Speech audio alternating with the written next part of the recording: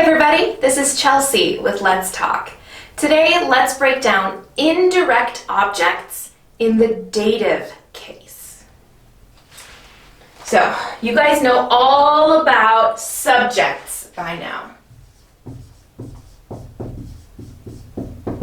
Subjects are in the nominative case. And subjects do the verb. So, my mom wrote. Here, my mom is the subject of this sentence. My mom is doing the writing. I could also replace my mom with she, a subject pronoun. My mom wrote. We also learned about direct objects.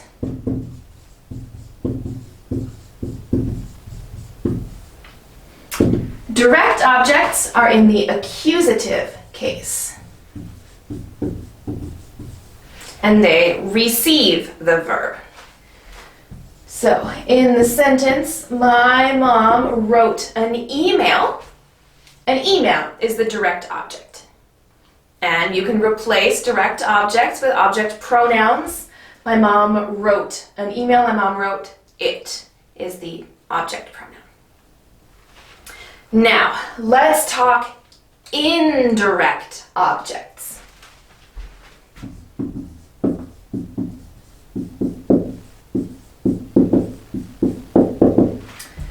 Indirect objects are in the dative case.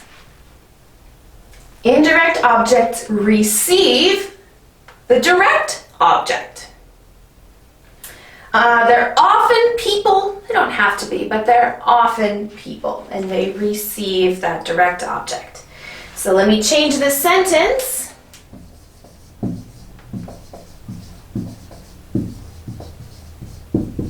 My mom wrote me an email.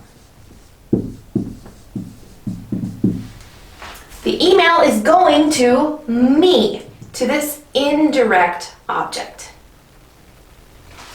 My mom wrote me an email. I can also replace me with all the other direct objects. My mom wrote you an email. My mom wrote him an email, her an email, it an email, us an email, them an email. The pronouns for our indirect objects are the same as the pronouns for our direct objects. So, you know what's a direct and what's an indirect by the placement in the sentence. Indirect objects come after the verb, before the direct object. Between those two. My mom wrote me an email.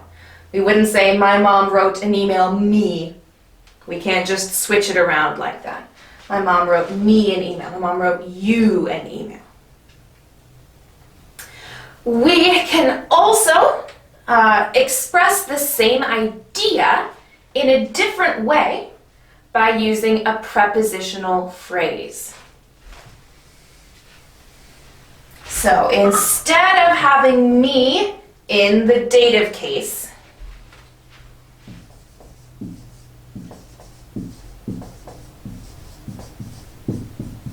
I can say my mom wrote an email to me.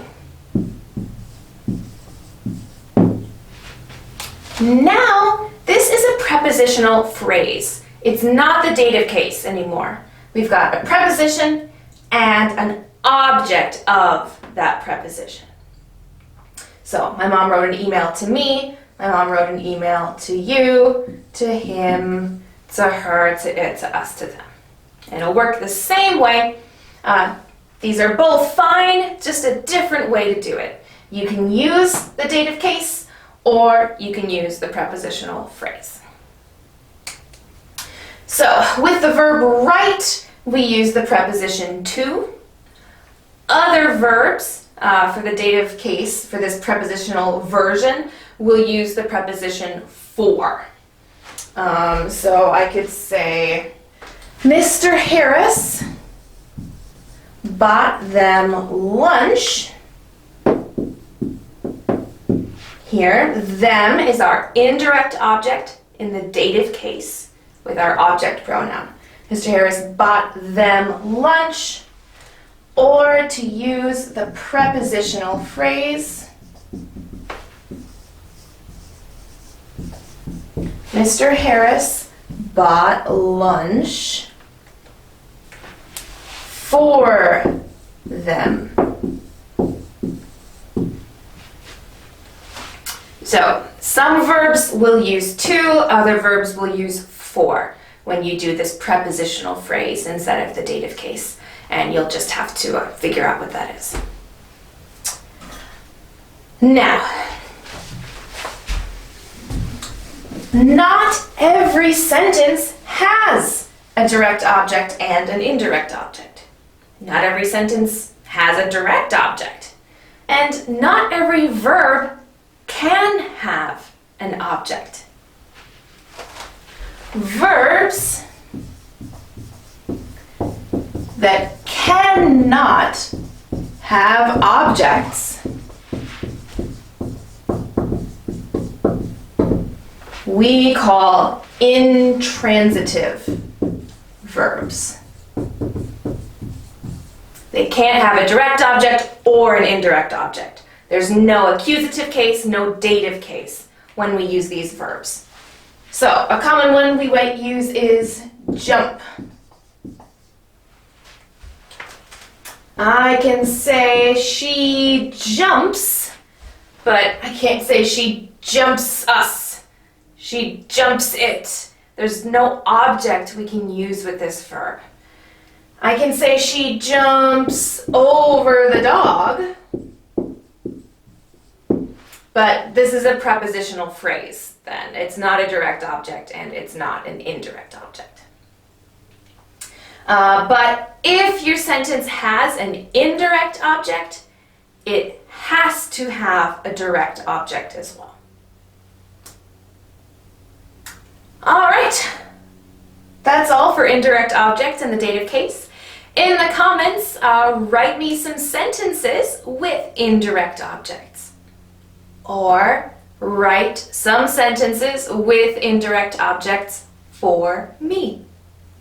This is Chelsea reminding you it's not nerdy being wordy. Let's talk again soon.